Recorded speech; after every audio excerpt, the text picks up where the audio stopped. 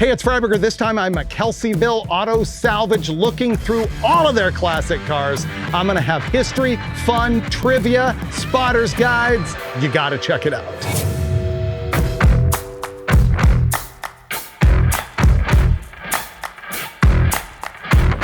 It's another Freiburger junkyard dive. I'm at Kelseyville Auto Wrecking in California, and I walked in the front and the owner, Mike, recognized me and gave me the full run of the place. So we're gonna be able to walk around and see some neat stuff.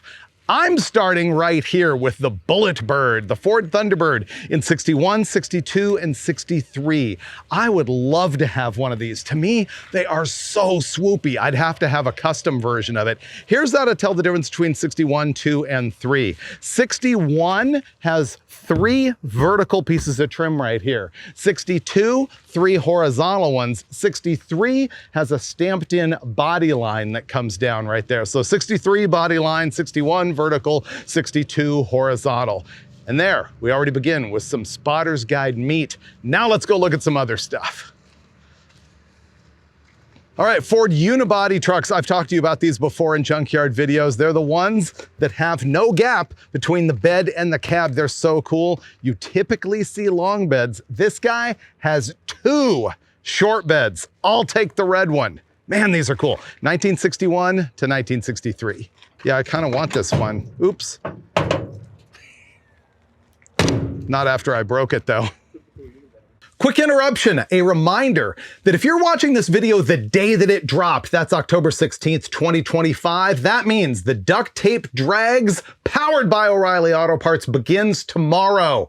The duct tape drags is October 17th and 18th. You should be there at TUCSON DRAGWAY, but if you can't, here's the deal. On the 18th, you can stream it on Freedom Plus.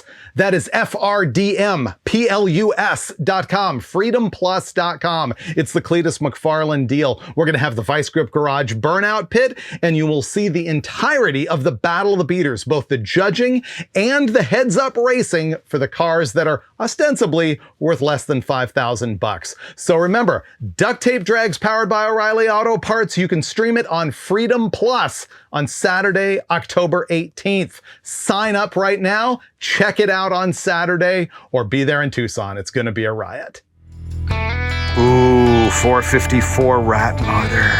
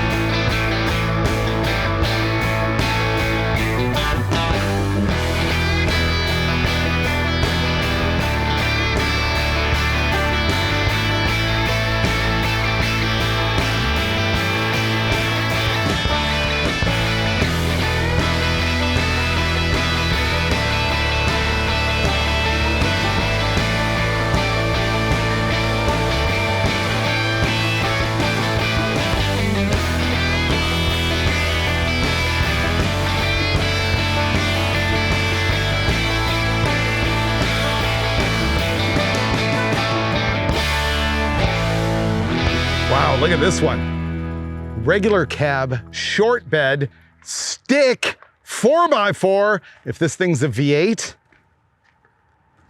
holy grail for me, for OBS. And yes, it is. Wow. That was a cool truck at one time.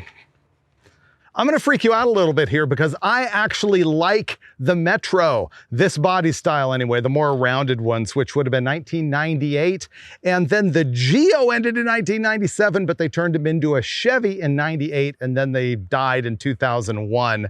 This one actually has a Chevy badge on it. Now, if I was to have a Geometro, I would have to have the 3-cylinder and the stick, because legit 50 mpg out of that garbage. And they're actually kind of fun. This one's too far gone, but if I had like a $500 3-cylinder stick Geo Metro, I'd probably road trip that garbage. Email me.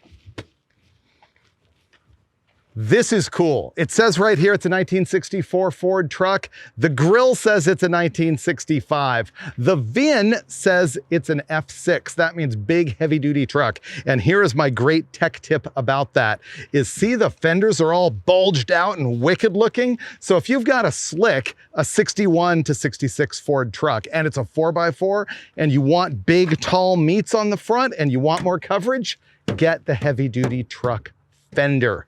It's so good. Oh, and in the bed of this pile, a 1960 Ford truck grill. Oh, and in the cab, it's got the shifter for the 2-speed rear end. It's got the PTO controls and everything. Are you into old flatbeds? I think they're pretty neat. I don't need to own one, but they're cool. This is a ritzy operation right here. Look at the big indent in the roof. This is a 1962 Chrysler, and it's cool. But it reminds me of a story about a 1962 Chrysler 300. This is not that model. But in '62, Ray Brock was the technical editor of Hot Rod Magazine, and he took a '62 Chrysler 300 and he raced it at the NHRA Winter Nationals. It was a press car that he was driving every single day, but they hopped it up a little bit, and he was actually low qualifier in Super Stock SA in that car, but he wasn't there for the finals, so he didn't win. But you know what Brock did not have that this car has? A cool high school parking bumper sticker on the back that's gotta be from like 1972 or 3 because it has that little cartoon of a tea bucket, and I'm jealous of it. This is an optimum piece of equipment right here, because I glanced at the engine and at first I knew that it was a big block Mopar. Why? Because the distributor is in the front instead of in the back as it would be with a small block. Then I noticed it has a 2-barrel on it, and I noticed it's a 1972, and I noticed that the machined pad is not up top. Like if the distributor is here, there's sometimes a machine pad here. That means it's an RB block or a raised block, meaning 440 or 426 or 413. And on the low deck B motor, that pad is over here underneath the distributor, as it is right here. So unless somebody has done something funky and swapped a 383 into this, that is a 400 cubic inch big block Mopar, which would normally be a smog era turd, but they're also the big block Mopar that has the largest bore, and therefore you can easily make a 500 cubic inch stroker with them. And the 1972 is the one to have. So if you're coming to pluck a 400, that is your unit.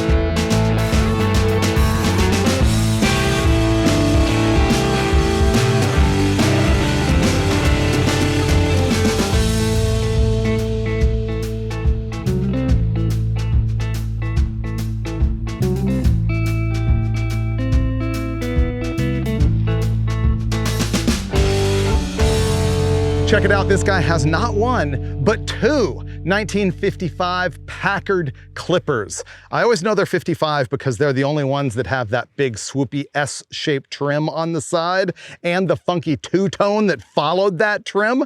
And what's wild is this one is a Packard Clipper Custom Constellation. How's that for alliteration? When I saw this car from a distance, I thought that it might be a King Cobra because it is a Mustang too, it's a fastback, and it has T-tops. That makes it kind of unusual. You know what's interesting is that a fan emailed me recently and he said, you know what, I have a Mustang too. I don't understand why they have such a stigma. And so it forced me to think about it, and what it is that in 1974 to 1978 when they made these things, it was the bleakest era of performance. And think about it. You went from the whale body Mustang, like so huge with Cleveland power in a Mach 1, or you had a 302 in it if it wasn't. And the next thing you know, you had a Pinto 2.3 cruising around in your Mustang 2. If you were lucky, maybe you had the V6. Now they did put V8s in them, but they were terrible. And that's why I think they were deemed such a loser by the performance aftermarket, because they were a fluffed up Pinto. But in today's day and age, they're a rear-wheel drive 70s car that'll accept a V8. I think they can be very cool. The problem is they were replaced by the Fox platform, which is obviously the much better Mustang. I think the legacy of the Mustang 2 at this point is that its front suspension design influenced the design of the suspension that's been used on 10 million street rods over the years.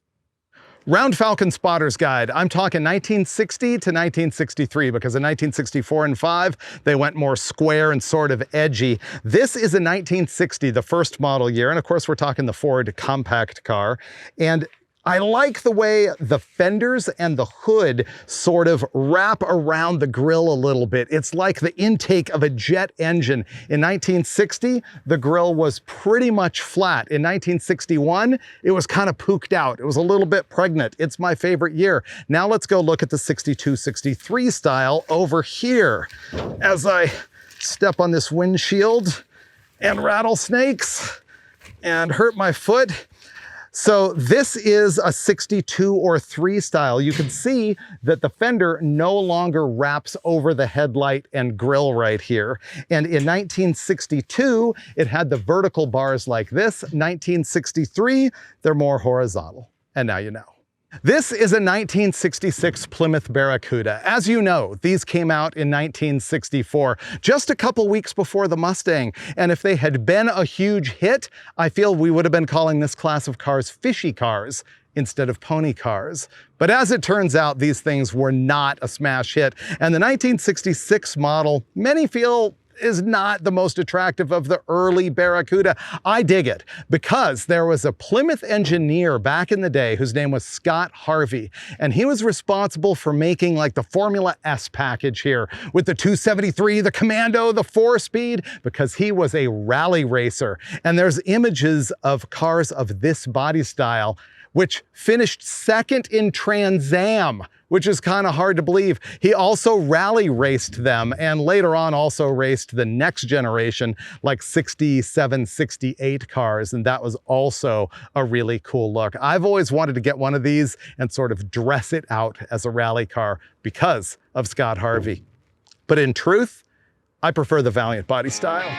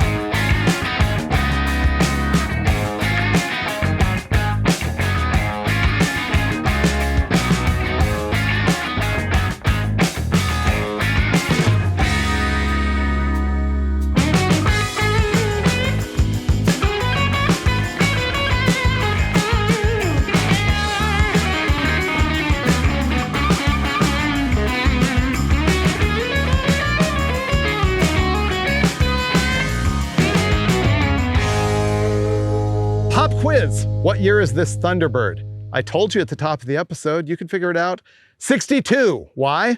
Because it's got the 3 horizontal trim pieces right there. I still want one. A Studebaker Champ pickup truck. Studebaker made these from 1960 to 1964, and they're sort of a compact truck based on the Lark passenger car. All they did for these is took a 4-door sedan, whacked it off right behind the first set of doors, made a pickup truck back, and threw a bed on the thing. They were a super cheap, low-buck operation, but kind of cool. I had a Lark at one time. I was dying to make it into a gasser with a Ford FE, but I think it would be a little bit cooler if it was the pickup truck. You know what the Champ pickup might have? Is the claim to the very first factory slider in a pickup truck.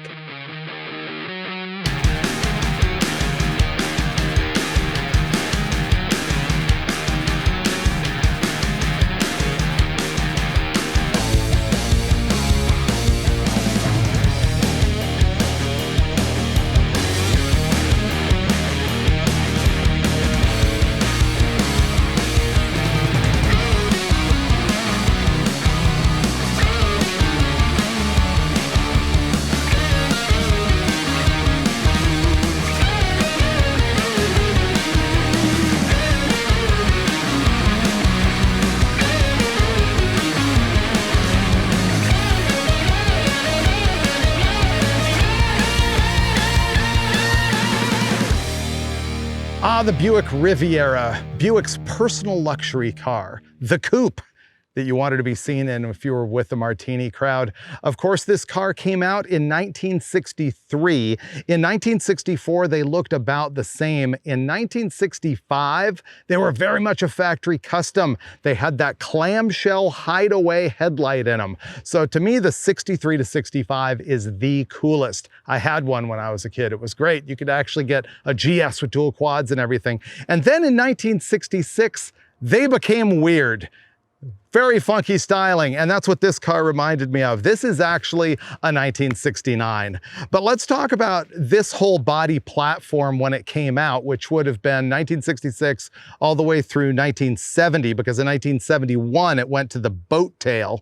So in 1965, they were designing the Oldsmobile Toronado for its first year in 1966. And they also made Cadillac take that drivetrain concept from the Toronado.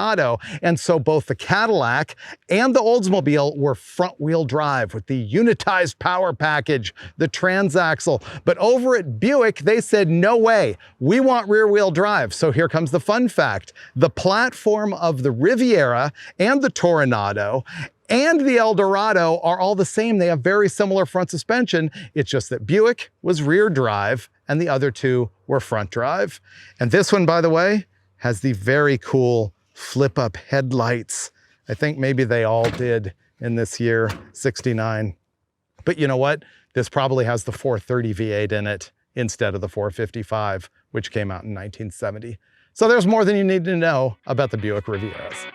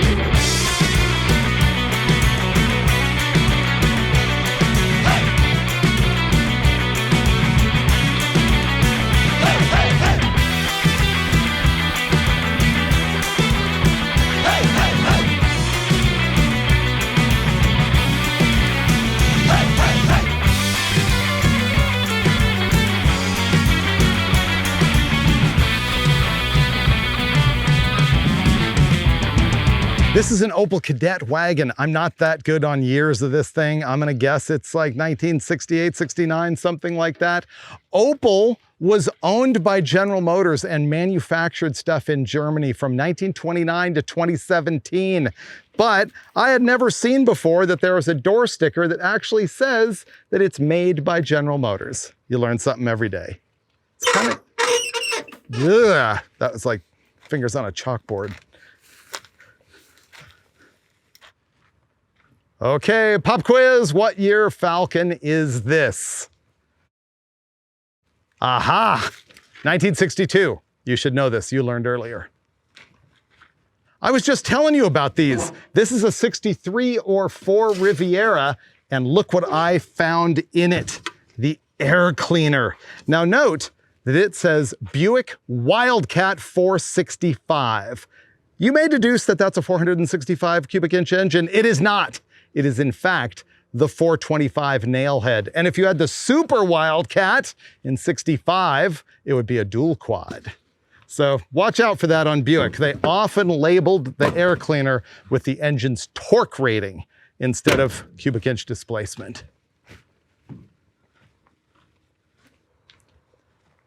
Okay, I'll hate to be this guy, but I am. The only thing worse than a Mustang 2 is a Mustang 2 Coupe.